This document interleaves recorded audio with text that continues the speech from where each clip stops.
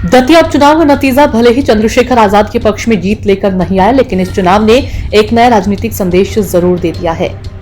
अब सवाल सिर्फ जीत और हार का नहीं, बल्कि बढ़ते जनाधार और बदलते बहुजन वोट बैंक का है। क्या बहुजन समाज पार्टी के पारंपरिक वोटों में सेंध लग रही है? क्या उत्तर प्रदेश के बाहर चंद्रशेखर आजाद नई राजनीतिक जमीन तैयार कर रही हैं? और क्या 2027 से पहले बहुजन राजनीति का नया अध्याय लिखा जा रहा है? आइए जानते हैं पूरी रिपोर्ट। दतिया चुनाव के नतीजों के बाद राजनीतिक गलियारों में सबसे ज्यादा चर्चा आजाद समाज पार्टी के प्रमुख चंद्रशेखर आजाद को लेकर हो रही है। हालांकि उनकी पार्टी का उम्मीदवार चुनाव नहीं जीत सका, लेकिन राजनीतिक विश्लेषकों का मानना है कि इस चुनाव में उनका प्रभाव पहले की तुलना में अधिक दिखाई दिया। बताया जा रहा है कि दलित, ओबीसी, मुस्लिम और बहुजन समाज पार्टी के पारंपरिक समर्थकों का एक वर्ग इस चुनाव में चंद्रशेखर आजाद के साथ खड़ा नजर आया। यही कारण है कि चुनावी आंकड़ों से ज्यादा राजनीतिक संदेश चर्चा का विषय बन गया है। यदि पिछले चुनावों में नजर डालें तो वर्ष 2023 के विधानसभा चुनाव में बहुजन समाज पार्टी को लगभग 1100 वोट और आजाद समाज पार्टी को करीब 700 वोट मिले थे, जबकि दतिया उपचुनाव में चंद्रशेखर आजाद तीसरे स्थान पर रहे। लेकिन उनका चुनावी प्रभाव पहले की तुलना में अधिक मजबूत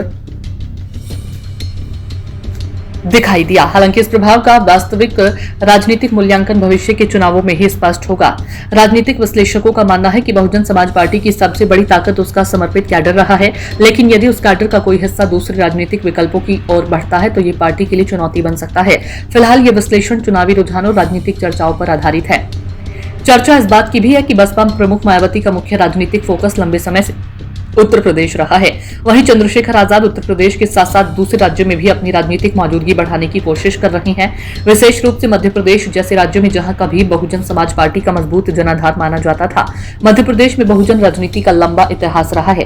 काशीराम के दौर में पार्टी ने वहां उल्लेखनीय राजनीतिक उपस्थिति दर्ज कराई थी। आज भी कई क्षेत्रों में बसपा का पारंपरिक संगठन और समर्थक मौजूद हैं। ऐसे में राजनीतिक विश्लेषकों का मानना है कि यदि चंद्रशेखर आजाद इन क्षेत्रों में अपनी पकड़ मजबूत करते हैं तो भविष्य में बहुजन राजनीति के समीकरण बदल सकते हैं। दतिया उपचुनाव के बाद चंद्रशेखर आजाद ने दावा किया कि वर्ष 2027 के उत्तर प्रदेश विधानसभा चुनाव के बाद उनकी भूमिका के बिना सरकार बनाना आसान नहीं होगा। हालांकि एक राजनीतिक दावा है और उसकी वास्तविकता का फैसला चुनाव परिणाम आने के बाद ही होगा। विश्लेषकों का यह भी कहना है कि बड़ी संख्या में उम्मीदवारों की घोषणा करना भी चंद्रशेखर आजाद की राजनीतिक रणनीति का हिस्सा हो सकता है। इसके जरिए वह अपने संगठन के विस्तार और राजनीतिक प्रभाव का संदेश देना चाहते हैं। आने वाले समय में यह भी महत्वपूर्ण होगा कि वह किसी बड़े विपक्षी गठबंधन का हिस्सा बनते हैं या स्वतंत्र रूप से अपनी राजनीतिक ताकत बढ़ाने की रणनीति अपनाते हैं।